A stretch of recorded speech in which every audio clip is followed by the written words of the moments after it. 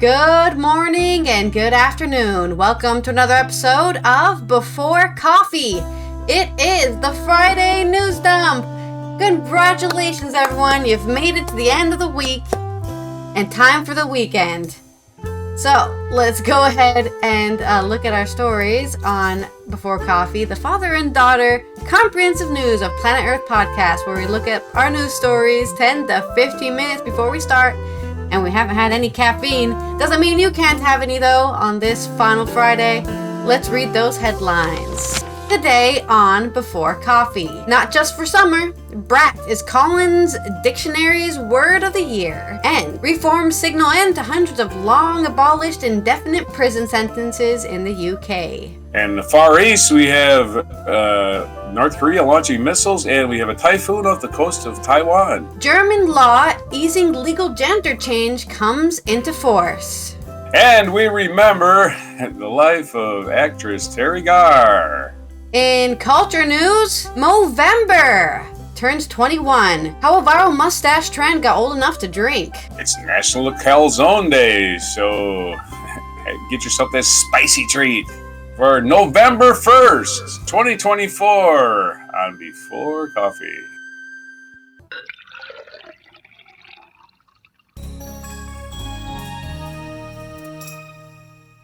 Let's start this Friday off with some goofy little wacky news here coming from the Collins Dictionary word of the year. This is on AP. Coming out of London, Collins Dictionary has declared Brat the album title that became a summer living ideal. It's 2024 word of the year. The word used by singer Charli XCX in her title of her 6th studio album has been defined as characterized by a confident, independent, and hedonistic attitude. That's why I'm also a brat. I'm quite hedonistic.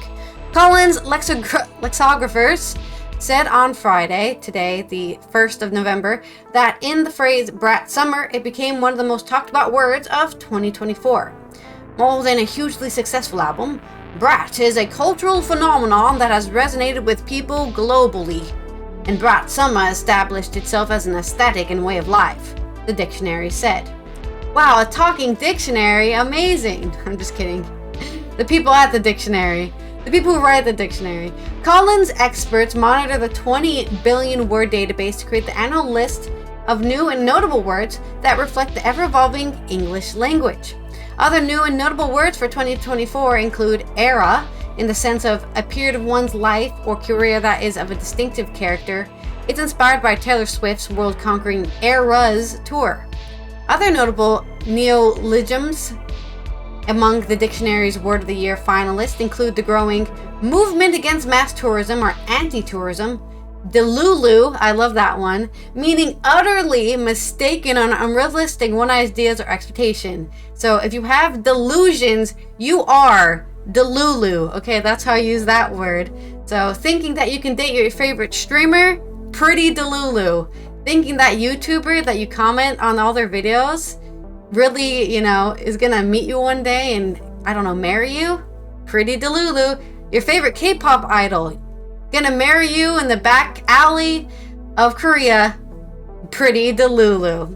Okay, I think we gave enough and of course, raw dogging, which has been changed from more sexual meaning to taking a long-haul flight with no devices or distractions, in some cases taking your shoes off. So raw dogging a flight was also a very popular thing people were talking about, mostly because people... I always take my shoes off. Yeah. You're one of the people everyone hates on the flight. Put those freaking cheese encrusted toes away! That smell goes away after like 30 seconds. It's gone. Deal with it. The air is recycled. It's continuously recycled.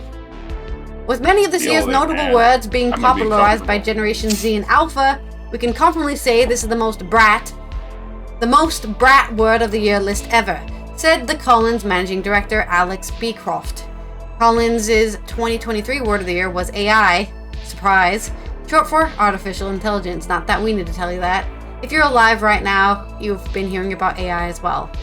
But those are your, they've already determined the words of the year. They're not going to give November and December any chances. It's been said. Those are the words of the year. There's an update on the prison sentence reform that's been going on in the United Kingdom. This is from the Herald Scotland with help of the PA News Agency. Hundreds of rehabilitated offenders will see an end to their long abolished indefinite prison sentences under laws coming into force today on the 1st of November.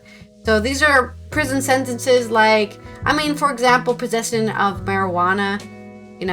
Oh, you had marijuana back in the 1960s and you're in jail forever? Hey, why are we still having you in jail for? Nobody gives a shit about smoking weed these days. Get out of there. Why are you indefinitely in jail for that? That kind of stuff. The changes in the rules will affect some criminals who were handed imprisonment for public protection, IPP sentences, and mean their license period comes to an end, giving them a defined finish date for the sentence for the first time. The United Kingdom does have the idea of locking people up to protect everyone else. It's a very scary law, actually, because if you get enough kind of public resentments against you, you can get this IPP sentence. They're a harm to society, lock them up forever. And it's just like, she believes in abortion or something, IPP sentence, I'm sure it's not that, but I'm sure there's at least one case that's just like, really? You got an IPP for that? You're a danger to the public for that? The sentences were introduced in 2005 to prevent serious offenders who did not warrant a life sentence being released when they still posed a danger to the public. The site being scrapped in 2012, so that law only existed for less than 10 years, which the Ministry of the Justice, MOJ, previously said was due to the inconsistent and more frequent application of these sentences than was intended. Yeah, they wanted maybe 500 people to be, and then instead it was 2,694 criminals who remained behind bars due to an IPP sentence. Last year, the Sentence Secretary Alex Chalk vowed to take decisive actions to address the issue, which is described as a stain on our justice system. Now, the current prison minister, Lord Timpson, said the latest move is a significant step in doing this. It was absolutely right that the IPP sentences was abolished. It has left many ex-offenders subject to indefinite probation, supervision long after turning their backs on crime. But amid the overcrowding crisis in prisons, critics warned the work to release people serving IPP sentences was moving at a glacial pace. It's only been 2 weeks. How long? What do they expect? How long have some people been in prison? How long have these sentences been getting carried out? And you expect them to just turn around like a coin toss? Offenders released from prison on license while serving an IPP sentence had to wait a minimum of 10 years before they could have their license reviewed by the parole board. Reforms mean license conditions for 1,800 IPP offenders who were released from prison at least 5 years ago but have not been sent back to jail within the last 2 years will end immediately. Over. Those who were children when they were sentenced. Imagine getting an IPP as a child. What, freaking Chucky getting who's... You're a child and you're a danger to the public order. We'll teach them how not to be a danger. They're children. They can have their license terminated 4 years after their first release, provided they have not been recalled to prison within the last 2 years. Another change due to come in force in February of next year could see 600 more people serving such sentences having their licenses ended at the time for the parole board to consider their case is cut from 10 years to 3. Any criminal serving an IPP sentence that's still deemed a risk to the public will stay behind bars until the parole board recommends their release to balance, protecting the public with the need to move offenders who have turned their lives around out of prison and off license, according to the MOJ. Richard Garside, director of the Center for Crime and Justice Studies, said, "The government claims it is working at pace on releasing IPP prisoners, yet the rate of release of IPP prisoners remains glacially slow. Like many others, I welcome the changes to post-release supervision requirement for IPP prisoners introduced by the previous Conservative government, which stopped coming into force today on Friday. I also wish much hope to the government keep an open mind on the necessity for more urgent action if, as many fear, its current approach to resolving the IPP scandals falls short. Lord Timpson said, "It was absolutely right that the IPP sentence was abolished. It has left many ex-offenders subject to indefinite probation, supervision long after turning their backs on crime. IPP offenders have served their time in prison and lived safely in the community for years, to not be subjected to lifetime license, and today we have taken a significant step in addressing this." So good job the UK for getting these people who've probably only been in prison for 20 years at max since the law came into practice in 2005. But 20 years of just being forced to be, put away because you're a danger to the public when you've made your recompense really does suck. So feel the fresh air, the freedom of all these at least 1,800 IPP offenders who are free to not have that, I guess, on their docket anymore. And on to your story. The next story on this Friday news dump. Okay, Friday is always a weather report day and the catch up on dead people day for us around here. We're going to go for the Far East. The Typhoon has hit Taiwan and is moving away. This is from DW.com. Deutsche Welle. This must be what DW stands for. Anyway. Taiwan dealt with the aftermath. Taiwan dealt with the aftermath of Typhoon Kang-Ray on Friday as financial markets, schools, and restaurants and offices opened up. We still have to remind everyone that the typhoon's periphery still affect all parts of the country, especially people in Matsu and mountainous areas of the country, and they should pay attention to localized heavy rainfall, Taiwanese President Lai Ching-te wrote on his Facebook page. The storm was the largest one to hit Taiwan in nearly 30 years. It caused 2 deaths and disrupted transport on the island before moving backwards to the Chinese coast. It caused more than 1.2 meters or 3.9 feet of rainfall in eastern mountains and winds above 130 miles per hour, which is 80 in U.S. measurements, in the Taipei metropolitan area. More than 500 were injured. There are 4 reported cases of flooding and all have receded. There's also 3 reported cases of mudslides, including one near a tunnel, which we are verifying now, an official told the AFP news agency. Kang-Ray lost strength but still remained a severe tropical storm as it reached the Taiwan Strait. It brought heavy rains and winds to China's Fujian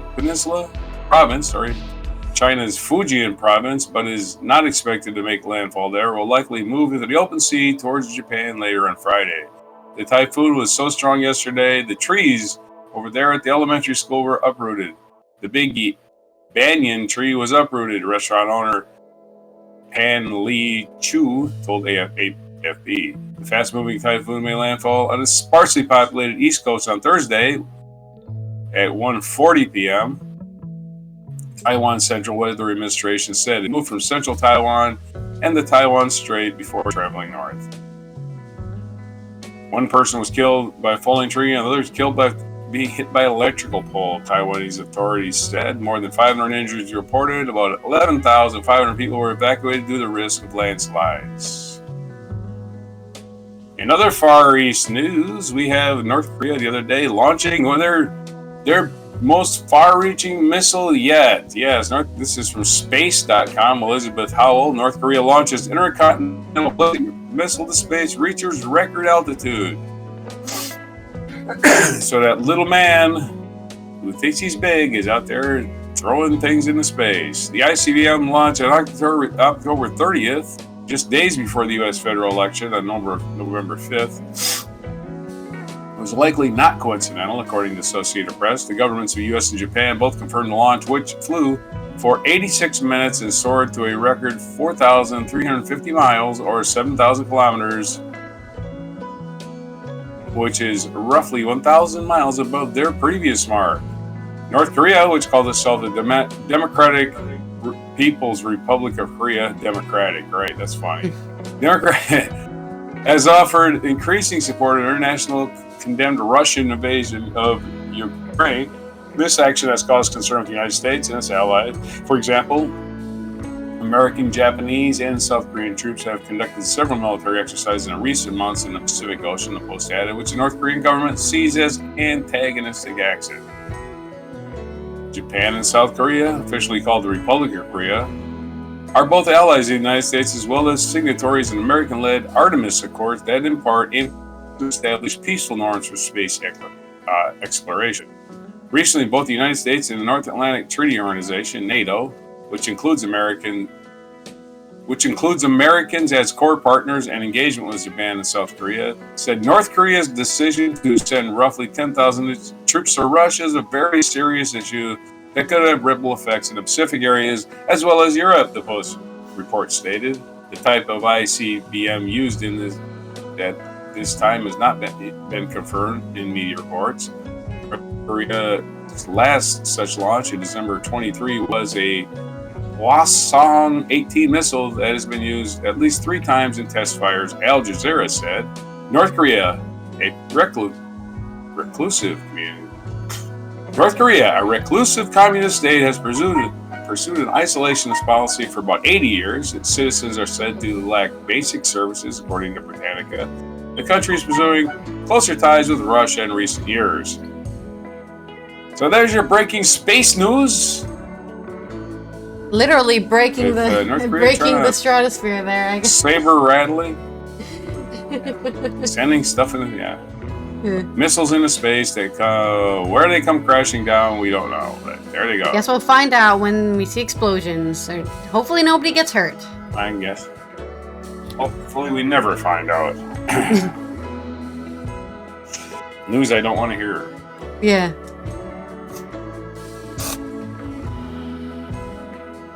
I got nothing else. That's it. Oh, that's it. Okay, I thought you had 3 things, or maybe you covered the third one. That's it. Nothing else to say. Missile goes up, missile come down. People get outraged. People say stuff. And typhoons are swarming all over. Everyone, it's wet everywhere. It's the wet season. Standard, indeed. Yeah. Your standard tin pot dictator and his saber rattling. Look, I got missiles too. Right, next we have, we're talking about IPP law. I have no idea. You're getting spammed on your phone. We were talking about... Yeah, I'm going to shut the damn thing off. Okay. We were talking about IPP laws in the previous story, and now let's talk about gender change laws in Germany. This is from AFP. Under the Gender Self-Determination Act, anyone will be able to change their name or legal gender by making a simple application to their local registry office. The legislation replaces a law known as the Transsexuals Act, dating back to the early 1980s, under which Germans who wanted to change their legal gender had to submit 2 psychological reports and wait for a court decision. Some 1,500 people have already submitted applications to change their gender in advance of the law coming into force, according to Der Spiegel magazine. Family Minister Lisa Paus said it was a very special day for all transgender, intersex, and non-binary people. From today, their right to gender self-determination will be significantly strengthened, she said.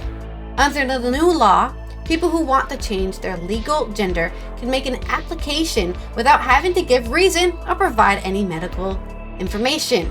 In the case of children under 14, parents will be able to submit the application. Minors over 14 can do it themselves, but only with the consent of their parents.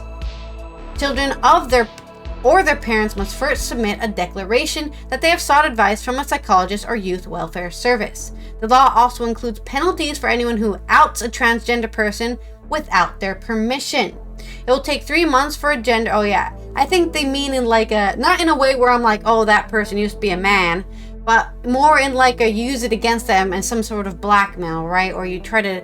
not blackmail even, defamation even. Let's say you're working in a place, you know, you're just doing your job, and then somebody says, yeah, well, you used to be a woman, and then everyone's like, wow, you used to be a woman, I don't trust you anymore, and your entire career is ruined because this person outs you. I think that's probably what this law for penalties against people who out transgender people is for.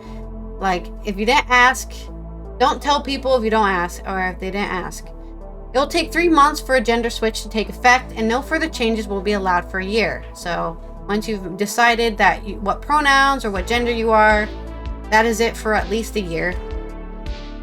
The changes bring Germany in line with Belgium, Spain, Ireland, Luxembourg, and Denmark, which have also passed legislation to make it easier for people to change their legal gender. Nike Slawik, one of the only 2 openly transgendered MPs in Germany, said she was full of joy because this is truly a historic day for the recognition of gender diversity. Now everyone can go to the registry office relatively easily, change their first name and gender with a simple declaration. That's a very good thing, the lawmaker for the Greens told AFP. The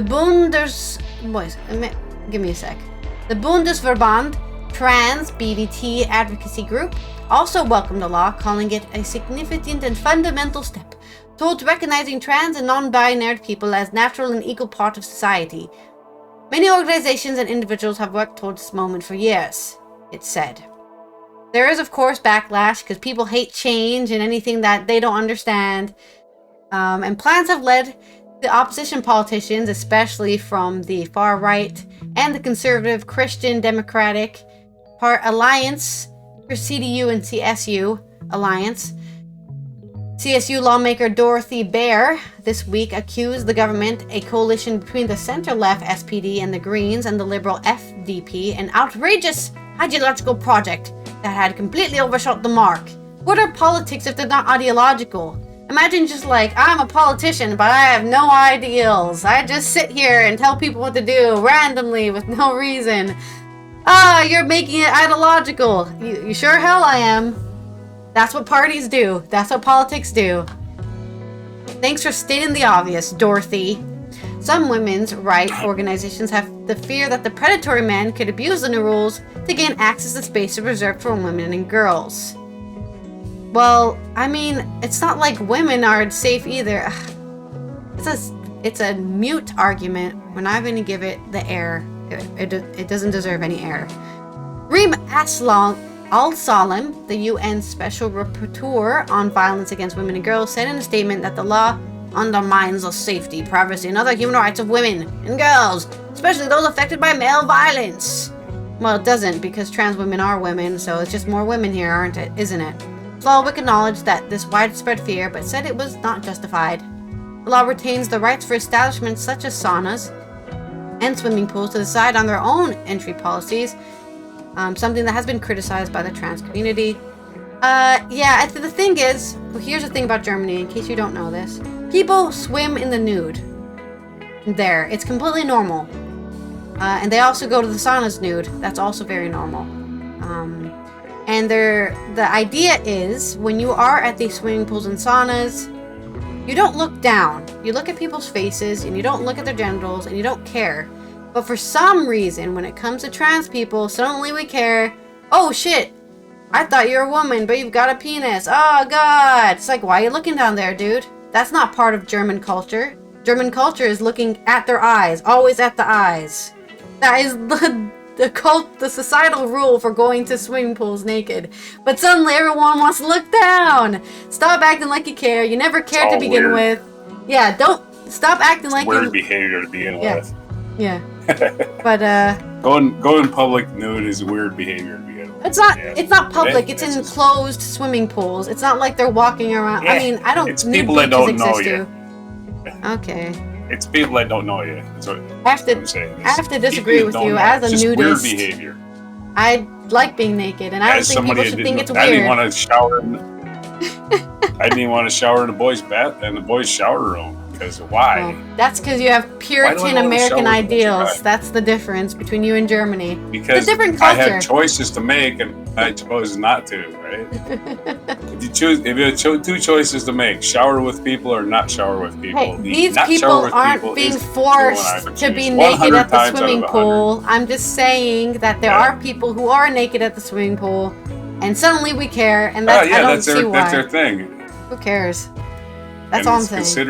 It's considered not normal. That's why it's considered not normal. It has to be done private.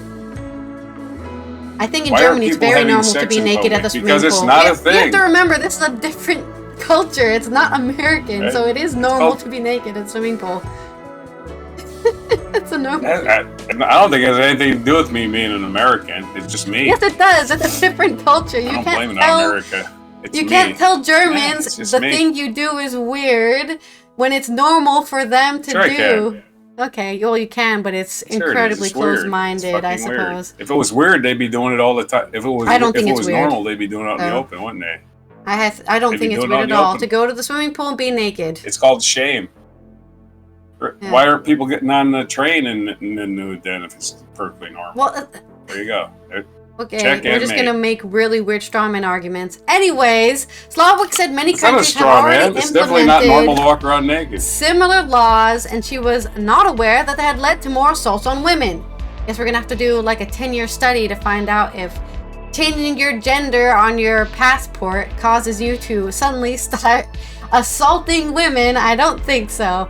According to a recent YouGov poll, more Germans are in favor of the change than not. Some 47% of respondents said they supported the law, compared with the 37% who were against it. And I'm guessing the 10 or so in between that, actually even less than that, in between that, just don't care or I have no opinion. Because that's always the thing you put on polls, right? Do you like it? Do you hate it? I don't care. I have no opinion. Doesn't affect my life if people, that's what I would put on there. It does not affect my life if somebody decides, I would like to put she, her on my passport, please. Okay, go for it. I don't care. I don't even know you. Right. But there's the new law coming out of Germany, along with the laws in Belgium, Spain, Ireland, Luxembourg, and Denmark. Disappointed the Netherlands isn't on here, but I wish they did, I guess. Let's go to our next story from Rog here. Oh, it's to me? Yep, it's your Okay. time. Just a short story. All right, this week we remember famous people we lost, and at least one. Terri Gar, one of my favorite actresses. I liked everything she was in. She always played like the same unassuming person. There's a Rolling Stone article by Alan Sepinwall. Terri Gar was a comedic genius ahead of her time. From her Oscar-nominated role in Tootsie to her winning turns in Young Frankenstein, Mr. Mom and More, the actress brought daffy charm and a feminist spark to the screen. In another era, she would have been a generation-defining star. In the 1982 comedy classic Tootsie, Terri Gar plays Sandy Lester, a struggling actress and close friend to Dustin Hoffman's Michael Dorsey. Between her chosen profession and her many bad choices in men, she has been conditioned to be life's doormat. In early scenes, she vents that she was trapped in Michael's bathroom for a half hour during a party while no one noticed, then admits that yes, everyone seems to be having a good time. Later, when Michael stands her up for a dinner date, she somehow winds up apologizing to him. The big soap opera role he gets while posing as a woman was something Sandy wanted, but when she shows up at the audition, the casting director takes one look at her and won't even let her read. On the one hand, it's hard to come away from watching Gar's performance in that film, for which she received her one and only Oscar nomination, and imagine anyone ever turning her away from an audition or her ever needing to be so meek. In a role that is so easily be thankless and shrill, where Sandy is nothing more than a self-loathing introvert obstacle between Michael and the romance he really wants, Gar is a force of nature, so funny and so vulnerable that you can't help but loving Sandy despite or because of her abundant neuroses. By the way, she lost the Academy Award to her co-star Jessica Lange, even though Gar gives the far more memorable performance. But Lange was nominated for both supporting and lead actress in that year, and there was no way her excellent work in the movie Frances was going to beat Meryl Streep in Sophie's Choice. So the voters gave her a supporting trophy as a consolation prize. This is this guy editorializing about this, the writer, editorializing that.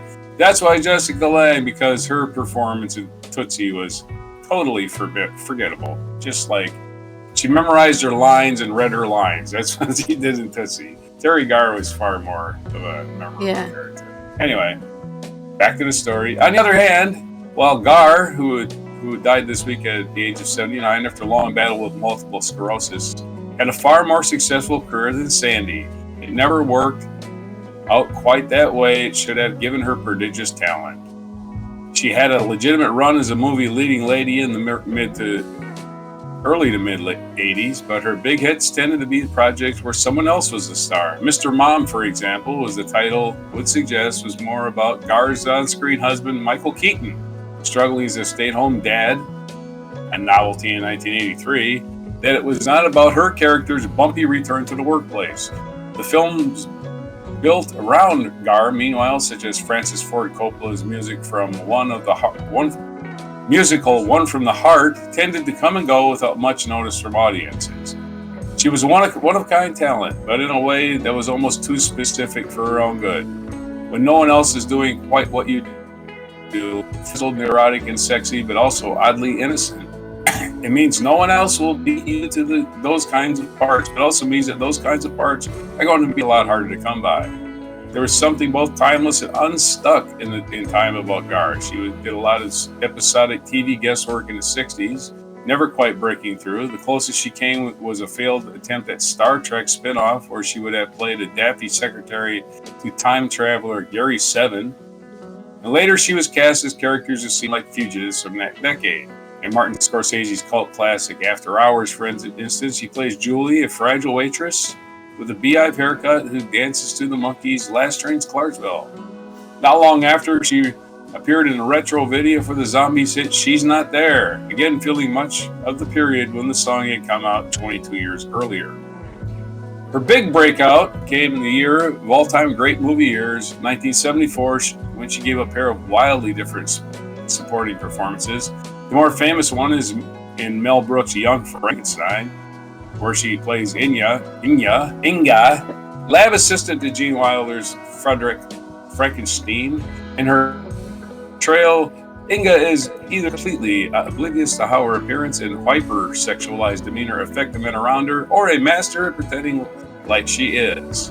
But Gar also struck a chord in her brief appearance in Francis Ford Coppola's The Conversation, in which she played Amy, a mistress to Gene Hackman's surveillance expert, Harry Call, and the only person who seems to understand him even a little.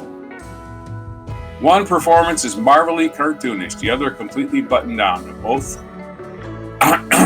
are indelible. Hollywood took notice, but still didn't entirely know what to do with Gar's off-kilter energy. She spent a lot of time playing wives and moms in other people's stories, sometimes to great effect. Even knowing that Richard Dreyfuss is right that aliens are real in Close Encounters of the Third Kind. It's hard to watch Gar's work as his unnerved wife and not feel complete sympathy for her point of view. Sometimes less so. She played the third fiddle to George Burns and John Denver in the first Oh God film. She also steals every minute she's on screen in Tootsie, even when sharing with both Hoffman and Bill Murray. It's like this incredible sequence where Sandy finally works at the nerve to confront Michael about all these lies she thinks he's been telling her. Gar got the Oscar nomination and huge hits in that Mr. Mom and was a staple. Let's do the sentence again. Gar got the Oscar nomination and huge hits in that and in Mr. Mom, and was a staple on The Tonight Show and Late Night with Dave Letterman through the 80s. In some ways, talk shows proved the purest medium to capture all the things that made her so wonderful and distinctive. When she was alternatively flirting with Letterman and growing frustrated with him, it was impossible to tell him how much was a bit and how much was the real Gar. But like Albert Brooks and some other Hall of Fame talk show guests, it became a masterful performance in and of itself. Quick and effervescence. Never quite translated to prolonged commercial success, though. Gar's last studio film was the lead in 1992's quickly forgotten Mom and Dad Save the World. She announced in 2002 she had been diagnosed with MS, suffered a brain aneurysm in 2007, and retired from acting not long after. The last decade and a half of Gar's career was spent primarily on television, including a recurring role on Friends that felt like a spiritual passing of the torch. In her portrayal of cookie masseuse musician Phoebe Buffet, Lisa Kudrow was clearly paying homage to Gar. In a statement to Rolling Stone this week, Kudrow called Gar a comedic acting genius who was and is a huge influence on me. The link between Kudrow's work in the 90s smash hit sitcom and Gar's film work in the 70s and 80s was so overt, in fact, that viewers clamored for Gar to play Phoebe's mom. Eventually, though, Phoebe's backstory dictated that her mother had died by suicide. The writers found that meeting was too charmed to pass up. They devised a workaround wherein Phoebe learns that she had been adopted, allowing Gar to enter the narrative as Phoebe's birth mother and bring her endearing goofiness to a new generation. It felt bittersweet that another actor had become a superstar playing a person similar to the one that brought Gar more limited fame.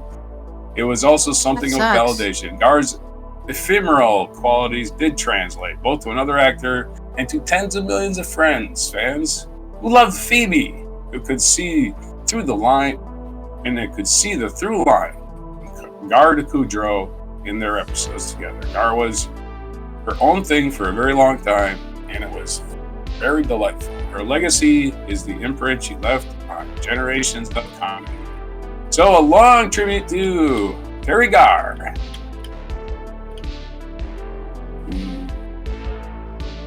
If she was in a movie, I was going to watch it. Really? Okay. Dedicated Gar head over here. Yeah. Oh, yeah. When she was on, I remember her, she was on Sonny and Cher at a variety show. She was one of the players, the variety actors on the show. So she was in a lot of skits. Sonny and Cher show, I remember, and they didn't even mention that. They didn't even mention the dozens of Elvis movies she was in as a, girl in bikini number 4. Really? Oh wow. So yeah, girl in bikini. A lot of Elvis movies. You watch an Elvis movie, look, pan the crowd. Terri Gar and a beehive hair. Anyway, back to you. Okay. Another actress who kind of fell off and didn't deserve it, really. Yeah, that's terrible what happened to her on Friends, where she did kill her off and then replace her with another actress. That's not what happened. Yeah. That's not what happened on Friends. That's not what happened. They changed the story. Phoebe's mom had died, and then they changed the story to say her real birth mother was Terri Gar. They put Terri Gar in the show. I misunderstood. I thought they killed her and then replaced and then made the birth mother. No, not at all. Maybe it's my bad reading. That's not what happened. No, because Phoebe reminded everybody so much of Terri Gar, because she looks like her, she acts like her. The character is kind of the same thing, saying the same person. Oh, you're still here, kind of character. Right? Yeah, ditzy. Then airheaded. Everybody's like, she's exactly like Terri Gar. She's just copying Terri Gar's shtick. Yeah. I don't know about that. No. That's a simple way to say it. You've been in Europe too long. May Terri Gar rest in peace, and I guess go watch some of her films to appreciate her long-running career, really. Now, in more culture news, let's talk about Movember. It's the trend that's been going for 21 years now, where you don't shave at all during November. This is from Euronews Culture by Johnny Walfitz. Here is Euronews Culture's definitive guide to everything you know about the initiative this November. Happy Movember! A guide. No, this isn't a typo. A guide to not shaving. Anyway. Yeah. A guide to not shaving. More like explaining the history of it. It's for people who don't know about Movember. There's young people, 14-year-olds who are totally reading news right now. They're totally reading this culture article. And they don't know, okay? Anyways, happy Movember. No, this isn't a typo. Well, it is, just an intentional one. For those unfamiliar, this is the 21st anniversary of Movember, a charity mustache growing initiative that lasts the month of November. This bristly tradition is old enough to drink in the United States. For anyone unaware of the charity initiative, here is the definitive guide to what Movember is. Let's start with the basics. Movember is a fundraising movement that raises awareness for men's health throughout the month of November, through people growing the best mustache they can. I've been trying my entire life, still nothing. If a movement that has men's health as a core principle sounds a bit icky, it doesn't. We don't have to make this a gender thing. Be assured that Movember isn't a hipster wing of kind of of the kind of men's rights groups that populate the nastier side of the internet. In fact, Movember is a good example of the opposite attitude to the gross commenters that spring up every International Women's Day, bemoaning a lack of advocacy for men's mental health. The Movember movement does this by using the fun annual tradition to promote important charities that lean towards men's issues. Run by Movember Foundation, the three causes central to this year's campaign are mental health, suicide prevention, prostate cancer, and testicular cancer. That's right, go check all of those things because they can happen to you. Well, some people think that participating in Movember is exclusively about growing your finest set of whiskers over the month. That's only part of it. The Movember Foundation's chief goal is to raise money for charities relating to those particular causes. So donate, $1 to prevention of suicide, and you'll help a fellow man out there. Since its founding in 2003, the Movember Foundation has raised funds for over 1,250 projects. Yes, I know there's also No Nut November, but that's more of a meme, okay, that grew out of Movember, okay? You can also do that, No Nut November. Take a break. Give your right hand a break, Anyways, Raise Foundation raised fund for over 1,250 projects across 20 different countries. Instead of the misogynistic whataboutery of the internet commenters, Movember is a concerted effort to actually improve the situation of men's health.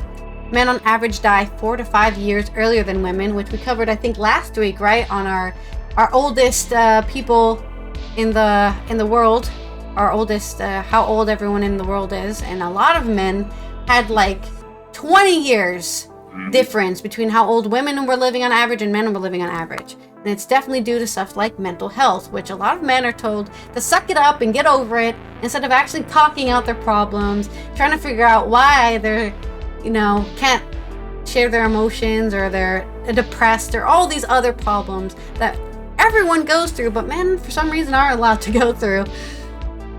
But this is men on average die 4 to 5 years earlier than women and account for 69% of all suicides. That is not a nice 69%. Prostate cancer is the leading cause of cancer in men aged 45, and testicular cancer is the most common cancer in younger men. So if you're young, check your testes. If you're old, check your prostate. Or go to your oncologist or whatever. Raising awareness for these issues and funding projects to tackle them is the heart of Movember. So, how did the Movember start? Interestingly, there are 2 origin stories to Movember, both based out of Australia. So we've got those down under to thank for a good Movember. The first record mention of Movember comes from a news story in 1999 of a group of men in Adelaide using the month of November to grow mustaches to raise money for charity. An early campaign was raising money for animal charity, the RSPCA, with the phrase, "growing whiskers for whiskers." Separate to the Adelaide trend, in 2003, Travis Garone and Luke Slattery met in a pub in Melbourne, came up with their own version of Movember. Inspired by a friend's mother funding for a breast cancer charity, they got 30 friends involved to pay 10 Australian dollars to grow mustaches in age of prostate cancer. After Garone and Slattery's campaign was a success, they formalized the concept with the help of Adam Garone and Justin Coughlin, creating the basis of the Movember Foundation. Their 2004 campaign involved 450 people and raised 54,000 Australian dollars, which is approximately 32,000 euros, which is probably approximately like $31,000 for Prostate Cancer Foundation of Australia, the PCFA, and then the largest single donation in the charity's history. Wow, supposedly we're getting an ad for a beard trimmer on Movember. Wow, how fitting. Trim that beard. No, don't do it. Raise money for Movember Foundation was established as an official charity in 2006. In the years since, the movement has grown international interest. Yes, I remember in high school, a lot of the boys who could grow facial hair were growing it every November. just as a trend, really. And you don't have to donate money, but making it a trend and participating in the trend raises awareness of these problems. And then maybe other people who have the money can donate to these things. Movember is now an official partner of the Australian Prostate Cancer Foundation, as well as its sister associations in the US and the UK, Spain, and Ireland, and more, just everywhere. The Prostate Cancer Foundation. Today, the number of participants in Movember since its start in 2003 ranks at nearly 7 million men a year. They funded projects related to the COVID pandemic, as well as Family Man in 2021, an online program aimed at helping dads to be better dads. A big part of Movember's success is how simple the concept is. Grow a mustache, raise awareness. There you go. Rog here has been doing it for years. He's got a good. That's why I'm doing it. Yeah. The only reason. Across history, many charities have employed similar. Laziness. Yeah, it's just the easiest way. Grow a beard, raise awareness. Across history, many charities have employed similar, easily identifiable traits to help grow awareness. From the Remembrance Poppy to commemorate veterans, through the Ice Bucket Challenge that swept the internet to raise awareness for ALS. Oh, and for all those internet commenters who are still hung up about the International Women's Day, there is an International Men's Day. It's November 19th, so mark that on your calendar and go out there and, I don't know, drive a truck through the mud and get yourself covered in oil and other manly things that make you feel manly on November 19th. Slap bang in the middle of Movember. So if you want to actually raise meaningful awareness for men's health issues, get growing that stash. So there is our culture news on Movember, and I hope everyone has a good Movember. Raise, even if you donate 1 cent, will probably help somebody out there. For yeah, you didn't know that. Okay, Vanka here in the chat didn't know that Ice Bucket Challenge was for ALS. They literally said in the video, "Hello, I'm here doing the Ice Bucket Challenge to raise awareness for ALS. Psh, I nominate Tom, Cherry, and your mom to do the next ice." That's literally what they did every single video. They said that part. This is for ALS. Psh, and I guess everyone was just watching the psh part and not the part where they yell at the camera telling you why they're doing this. Vanka here is not very good at paying attention. But yes, good November. On to this day in history. Okay, this day in history. November 1st, in the year 966, Holy Roman Emperor Otto III granted the Bavarian Bishopric of Friesing 30 royal hides, or about 8 square kilometers of land, in a deed that contained the first recorded use of the name Ostarrichi, from which the name Austria is derived. Okay. Ostrich. There you go. Yeah. Austria. Yeah. Austria. That starts with an O-S-T-A-R-R. So Otto gave some money, some Germanic guy, and then they said, "This is Austria now, woohoo!" Basically. There you go. Simplifies that. 1512, on this day, for the first time, the general public was able to view Michelangelo's fresco on the ceiling of the Sistine Chapel in the Vatican Palace. Beautiful. The artwork is among the greatest achievements of Western painting. On 1611, William Shakespeare's The Tempest was reportedly performed for the first time. The Tempest was his last play. That he finished, anyways. 1755, Lisbon was... I'm sorry? It's the last play he finished, anyways. There's a lot of unfinished plays by Shakespeare. Yeah, a lot of William Shakespeare tribute albums came out since then with the William Shakespeare Review with all of his unfinished works. 1755, Lisbon was heavily damaged by an earthquake that demolished more than 9,000 buildings and killed more than 30,000 people. Earthquakes, they suck and you don't know when they're coming. 1765, the Stamp Act went into effect, marking the first British parliamentary attempt to raise revenue through direct taxation of all American colonial, commercial, and legal papers, and gave rise to two things: the saying taxation without representation and the Boston Tea Party. In 1871, American author Stephen Crane, whose works included The Red Badge of Courage, was born. In 1922, the Grand National Assembly, at the behest of Kemal Atatürk, voted to abolish the Sultanate of Turkey. The Sultanate of Turkey. It was just like a caliphate, I guess. The Grand National Assembly. Oh, we're the Grand National Assembly. We are. Yeah.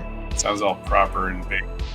1938, in a horse race that captured imaginations of Americans during the Great Depression, Seabiscuit defeated War Admiral by 4 lengths. Oh yeah, Seabiscuit. Good job, Seabiscuit. Also ran Loser Horse beat War Admiral as in a match race, proving that horses, all that breeding nonsense is exactly what it is. Breeding nonsense. And, 1950, Puerto Rican nationalists, members of the Armed Forces of National Liberation, attempted to assassinate U.S. President Harry Truman.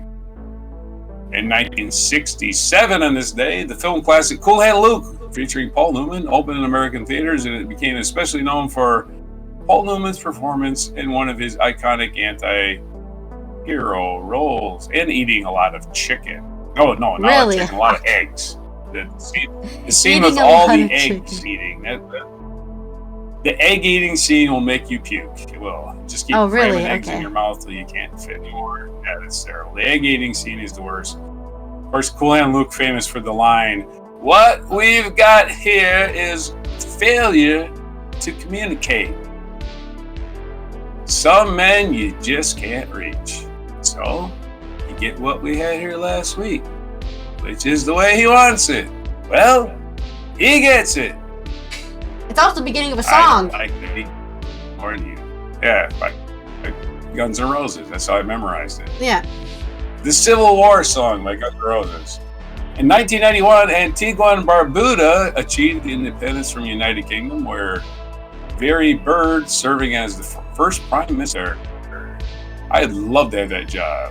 I just want to live in Barbuda or Antigua. That'd be just awesome. 1993, the Maastricht Treaty entered into force, thereby established the European Union. European Union's birthday today. Woohoo! Happy birthday! 1994, you are 30-something, 31. The National Aeronautics and Space Administration launches its WIN spacecraft on a mission that would include a halo orbit between the Sun and Earth to explore the space environment there. That happened in 1994. In 1997, James Cameron's Titanic, a drama about the doomed ocean liner, had its first public screening at the Tokyo International Film Festival. The movie will become one of the highest grossing of all time and made Leonardo DiCaprio and Kate Winslet international stars. Did it really? I didn't know that they made them stars. I thought they were stars already. But what do I know? In 1999, on this day, American professional gridiron football player Walter Payton died of cancer of the bile duct. He was one of the game's greatest running backs, and he died. And on that same day, the Packers played the Bears, and the Packers are going to win the game, and somebody blocked the field goal. So I think Walter Payton blocked that field goal from his grave. Yeah, I think Walter Payton blocked it mysteriously from his grave. 2006, American novelist William Styron, known for his treatment of tragic themes and rich classical prose, died at the age of 81, highlighting his such works as Sophie's Choice. Sophie's Choice, which of course was one of those movies where Sophie's Choice was, you think her choice is between two men, but in reality, Sophie's Choice was hearkening back to when she was in the concentration camps in Germany, and she had to choose which one of her children lived. So that was Sophie's Choice. Terrible. Yep. 2023, the Texas Rangers 1 year ago defeated Arizona Diamondbacks 4-1 to win the franchise's first World Series. World Series just ended in the United States with the Dodgers beating the Yankees in a snooze fest. Well, I guess it was exciting games if you're really into the Dodgers and the Yankees. But if you're like me and you're so sick of the Dodgers and the Yankees, You will not even, because I didn't. Oh, the Dodgers and the Yankees, the two richest. Oh, wow. What a shock. Anyway. So this day last year, Texas Rangers won their first World Series. The Texas Rangers in the Major League Baseball said, what the hell? Nobody wants the World Series because the Texas Rangers are in it. Let's fix it so the Yankees and Dodgers are in it this year. And that's what they did. Sorry to sound like a conspiracy theory, but it's a little bit too neat for me. And it's so easy to rig baseball games because the umpires are incompetent. So, yeah. The umpires can't even call balls and strikes. You sit there. Here's baseball. They have a strike zone on a box on TV, right? You see it on TV. The ball goes right in that box. It's a strike. The umpire's standing right there behind the plate, calls it a ball. Next pitch, outside of the little box, the umpire calls it a strike. Why is the umpire there? To get things wrong? Anyway. No, the umpire's there to rig the games. That's the way I see it. Yeah. That's not a strike. That's a ball. You're all wide. Anyway, back to this day in history. Our featured event, 1952, first thermonuclear bomb tested by the United States. On this day, 1952, on an atoll on the Marshall Islands, Edward Teller and other American scientists tested the first thermonuclear bomb. Its power resulted from an uncontrolled, self-sustaining nuclear chain reaction. So, more advancements in killing people. Yeah! Woohoo! We can make this planet unlivable yet, if we really try. And our feature biography, Solim Ash, an American writer born November 1st, 1880 in the Russian Empire at Kutno and died July 10th, 1957 in London, England at the age of 76. Other birthdays, Edward Said, American professor and literary critic. The great Edward Said. Lyle Lovett Said. In 1957, Lyle Lovett was born, American musician. Tim Cook, head of Apple, is born in 1960, turning 64 today. Toni Collette, Australian actress, born in 1972. Aishwarya Rai Bachchan, an Indian actress. Indian actress, born in 1973. Happy birthday to her. National Day calendar is National Biologic Coordinators Day. Mm-hmm. All right, biologic coordinators. If you want to know what that is, well, we'll click on it. Why the hell not? It's National Cinnamon Day, National Calzone Day. It is National Fountain Pen. Fountain pen. You ever have a fountain pen? Wow, those things are dangerous. National Fountain Pen Day, and it's Autistic Speaking Day. So there's autistics where you have very limited speaking abilities, or you don't speak at all. Biologic Coordinators Day. It's one of the most important advocates for patients in healthcare. Biologic therapy can be important treatment option to patients, or obtaining access to these treatments can be challenging. Biologic coordinators come in. It's a key member of medical practice staff. They begin nurse, I guess. Keeping track of your medications, I guess. Somebody's got to do it. Anyway, there's your stories. There's your days. November 1st, 2024 on Before Calzones. Okay. It is also... Calzones are good. I want a calzone. Yeah. Calzones are always great. It's also United Nations... Pizza and pastry. Well, it's not today, but tomorrow, which is the weekend, so we won't be here, is United Nations International Day to End Impunity for Crimes Against Journalists, or IDEI. So take this unique opportunity to highlight the threats against journalists and reporters. They're just trying to share the truth and get it out there and tell people what's going on. So ensure there's accountability and bring justice to perpetrators of crimes against journalists and media workers. You know, like those fascist countries who lock them up and then send them to execution because they found out that, hey, I'm a fascist country. Don't tell anybody that. Otherwise, they're not going to like me. So keep your eyes out for violence against journalists. Make sure that they are able to have safety and spread the word of what's going on everywhere, because they're the only ones who let us know. So thank you to all of those, especially war journalists out there who are risking their lives to let us know what's going on in the world. This has been the Friday News Dump on Before Coffee. I hope you guys have a good weekend, and you take care out there. Make sure that you donate to Movember or the Dana flooding in Valencia. Support people, help them out, and be a good person. Because everyone knows you have to try to be a good person. You're just not born that way. We will see you next week on Mucking Fun Day to review any of the news that's gone over the weekend. So don't worry about the news. Just go out there and have a chill time.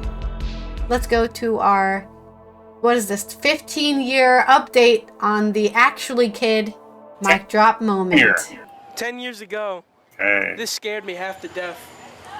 10 years ago, WNEP introduced the world to a legend right here. Apparently, I've never been on live television before. And apparently, I've never been on live television before. Noah Ritter. Just doing the same lines and everything as well. My grandpa gives me them around every time we watch the Powerball. Here's his grandpa. Is now 15 years old. Grandpa's still there. That's nice. 10 years later. It feels pretty good. I feel nostalgic about it. It makes me reminisce about being here in this exact spot 10 years ago.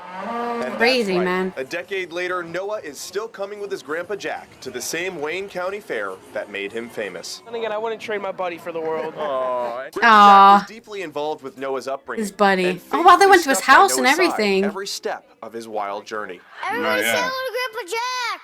Yeah. He stayed with us when he was first born. He was on Ellen. I didn't even realize that. Wow. Keep him on my lap. I read to him. And it turns out friends that with Noah's Ellen. grandparents have been deeply connected to the fair. Grandpa Jack's late wife worked for Holly Diner, a food vendor that proudly serves meals so he's just every like year at the fair. a local community guy. She used to work for them years ago as a waitress. Grandpa Jack was involved with the fair since his childhood, too. Yes, when I was a kid, I used to show cattle here at the fair. That's why I brought part him of the here, 'cause I H came or here whatever. as a kid, and I said, well, we'll go up to He the reminds fair. me of Bob Euchre. You know, and I'll show you the animals and stuff, you know. Noah's Bob exposure Euchre from his is viral interview at the fair led him straight to Hollywood.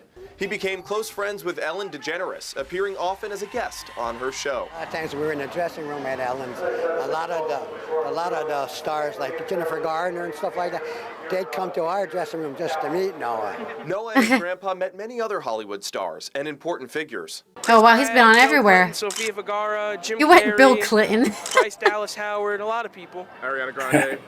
Almost forgot about her. I met her. Almost forgot about her.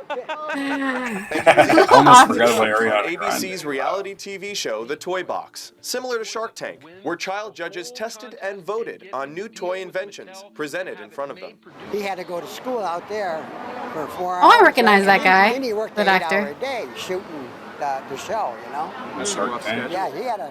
What is he doing now? Noah continues to share his adventures alongside his grandpa on the internet. Of course, he's a vlogger. Well, we go to movies all the time. Of course he became a vlogger. That's the only choice you really have once you're internet famous. famous. Channel. Now I'm juggling YouTube. You can be a sports school, guy, man. football, track, a bunch of other stuff. I'm going into my sophomore year.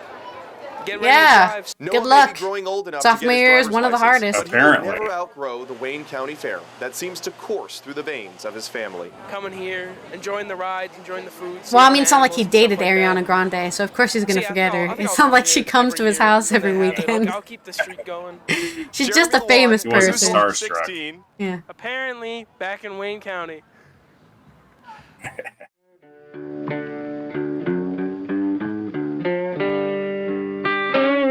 Be sure to hit the like, subscribe, and notify buttons, and follow our other channels, Toxic Alley, History of Gravy, and Scratchy Old Records.